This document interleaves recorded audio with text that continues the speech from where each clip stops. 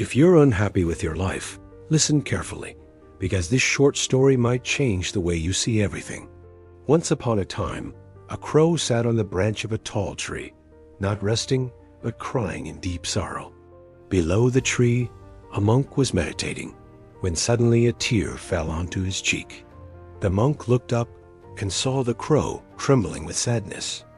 Gently, the monk asked why the crow was crying so bitterly. The crow replied that no one loved him, people chased him away, and life felt worse than death.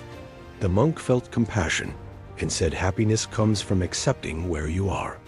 But the crow could not understand and continued crying. The monk then asked what the crow wanted to become. With hope in his eyes, the crow said he wanted to be a beautiful swan.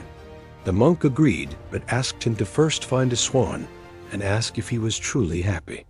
The crow flew away and soon found a swan gliding peacefully across a pond. He praised the swan's beauty and said he must be the happiest bird alive.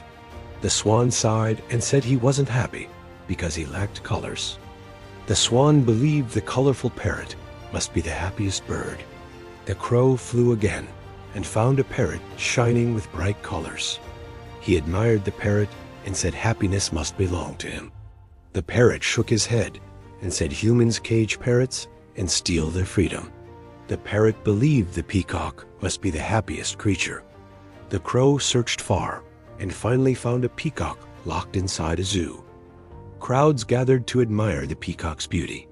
When the people left, the crow spoke to the peacock. He said, "People love you, while they chase me away, so you must be happy." The peacock replied that his beauty was his prison. He said his feathers were plucked and freedom was taken away. Shocked, the crow asked who was truly happy then. The peacock answered that only the crow lived without a cage. He said no one traps the crow, and freedom belongs to him. At that moment, the crow realized the truth. He flew back to the monk with peace in his heart. The crow said he didn't want to be anything else anymore. For the first time, he was happy being who he was. Happiness disappears the moment comparison begins. We suffer not because we have less, but because we compare more. There will always be someone with more and someone with less.